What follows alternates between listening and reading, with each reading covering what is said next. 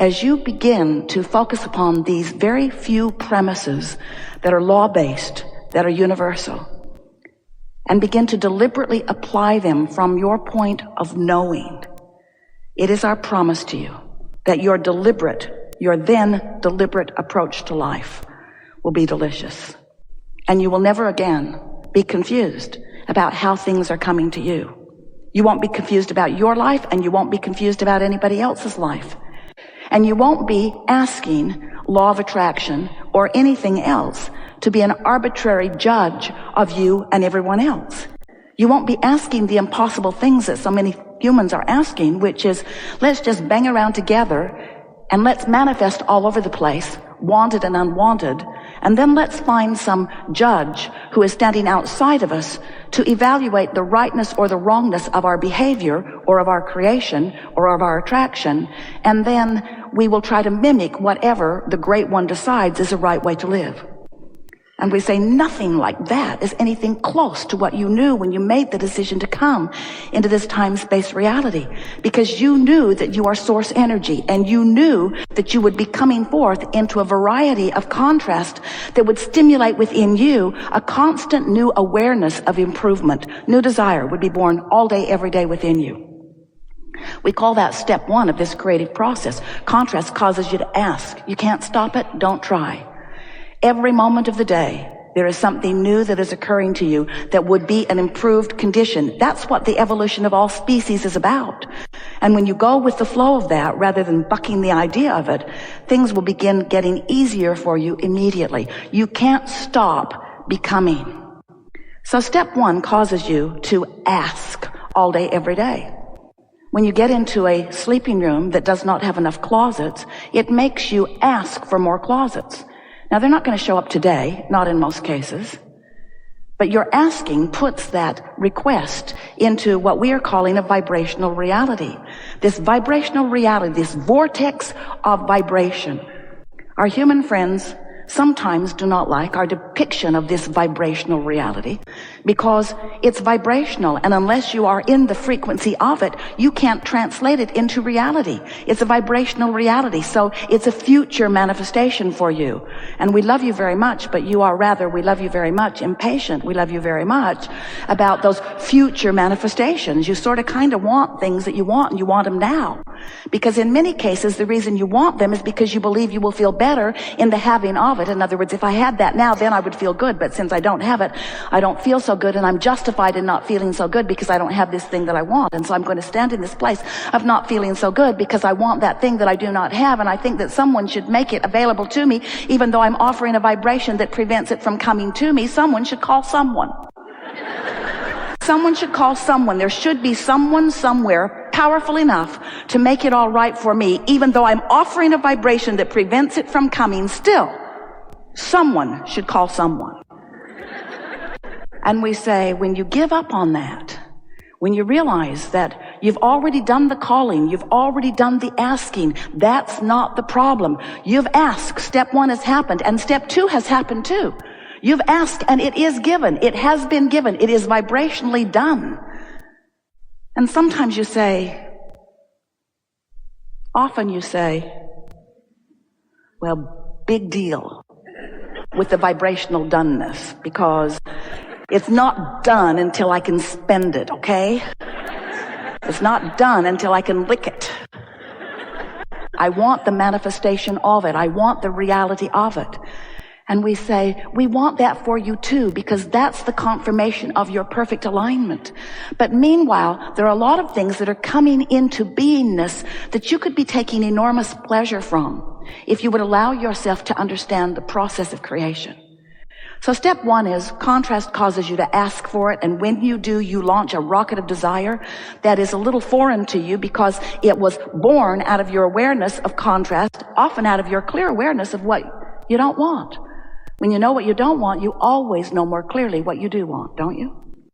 So you have this request that has been going and going and going and going. In fact, your vortex had a pretty good thing going before you even came into this physical body. And now you're here in this physical body, you are adding to that vortex all day, every day, and you've amassed a veritable fortune of well-being, abundance on all levels, vibrationally, here, for you.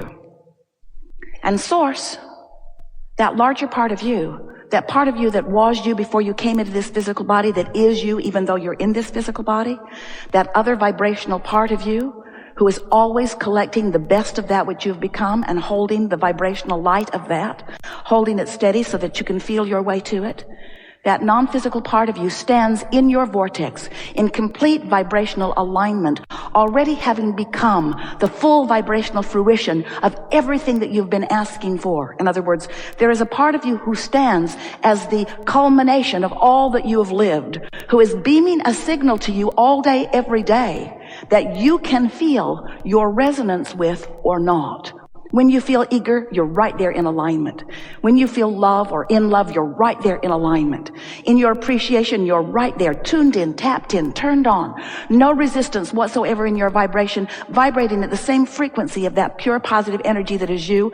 And in that beingness, as you are looking into your world, fully enveloped with that source energy, you are then seeing the world through the eyes of Source, and everyone who stands as the object of your attention benefits by your connection to this source energy. It's exactly the way you knew you would be. Not in every moment, because you said, I'll go forth and I'll explore contrast.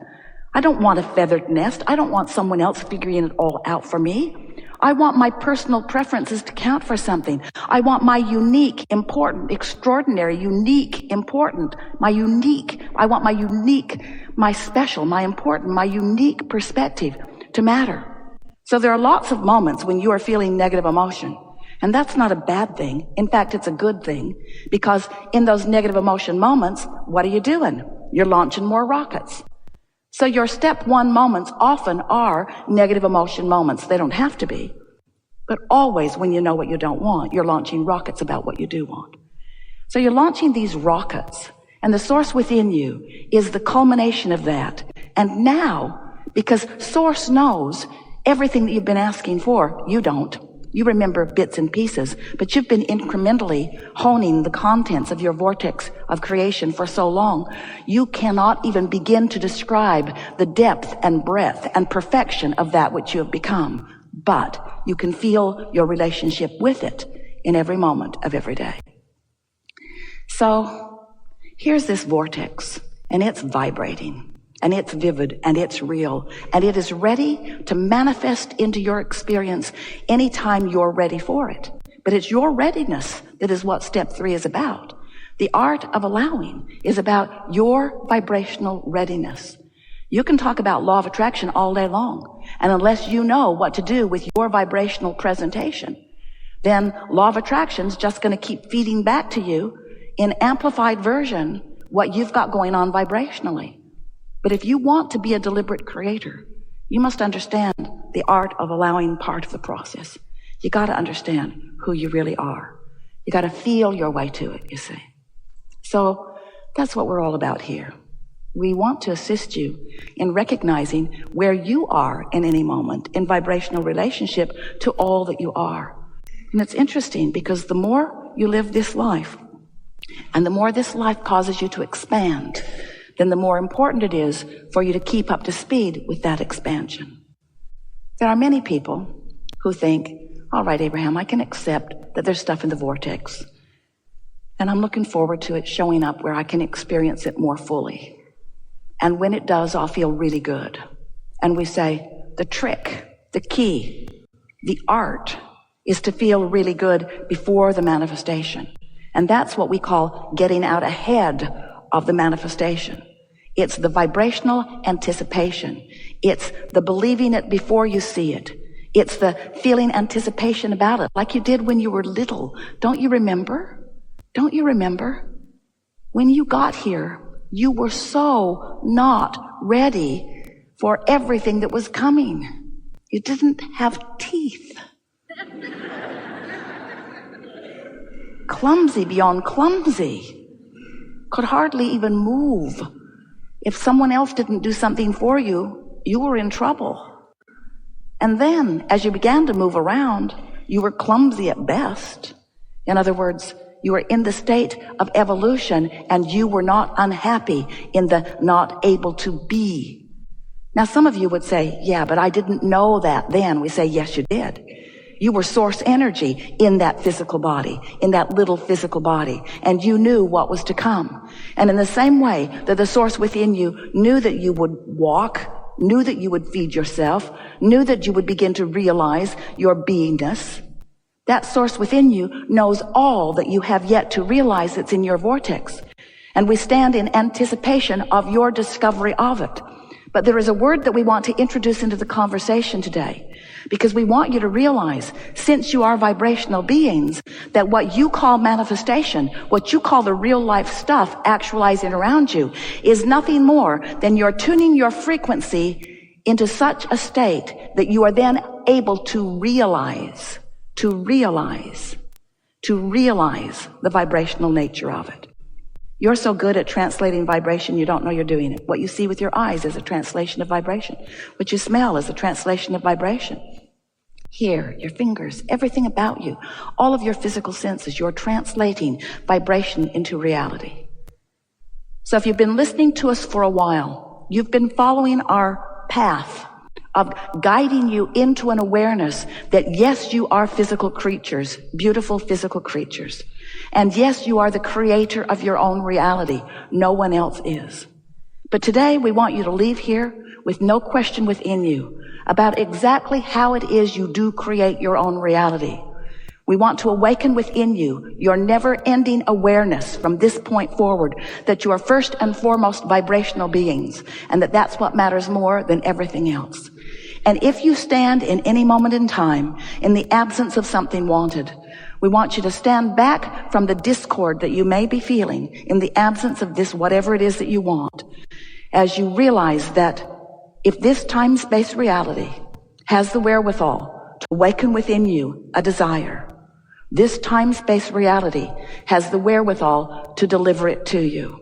But it is your work, because the delivery is your vibrational realization. Sometimes people say, well, Abraham, this happened to me and this happened to me. It feels like this happened to me. And we want to explain to you why that is. Because you have this vibrational offering that's emanating in every waking moment. And as it is emanating from you, law of attraction is reading it and responding to it and giving back proportionate, precisely to the vibration that you're offering. So when you think of something, when you observe something, when you imagine it, when you remember it, when you focus upon it, you offer a vibration, and that vibration is then matched by law of attraction. We would like you to think about that vibration that you are offering as your grid. And by your grid, we mean it's like the framework of the house before the walls are put in, even before the roof comes on, before the electric wires are strung, and before the plumbing is put in. There is that skeleton of the house that is the grid. It's the framework of what will come next. And without realizing it, you stand all day, every day in a point of attraction, offering a grid. And you practice that grid into beingness. You started it when you were really little, but it's not what you were thinking when you were little that equals your grid right now. It's what you're thinking right now. It's what you're offering vibrationally right now. Now, what you're offering vibrationally right now has a lot to do with what you were offering yesterday and the day before and the day before and the day before and the day before, but it does not have to. And for most people, what you're offering vibrationally, or what your grid really is mostly based upon what you have been observing. So the television programs you watch are part of that grid. The people that you talk to are part of the reason that your grid is as it is. The memories that you keep regurgitating are part of the reason for the grid that you offer. And you have to realize that you're offering a grid, you're offering a vibration which equals your grid on lots of different subjects, and you feel different ways about different things. We know that. But just the same, you have a vibrational stance that you are emanating, and things that are coming to you are a vibrational match to that.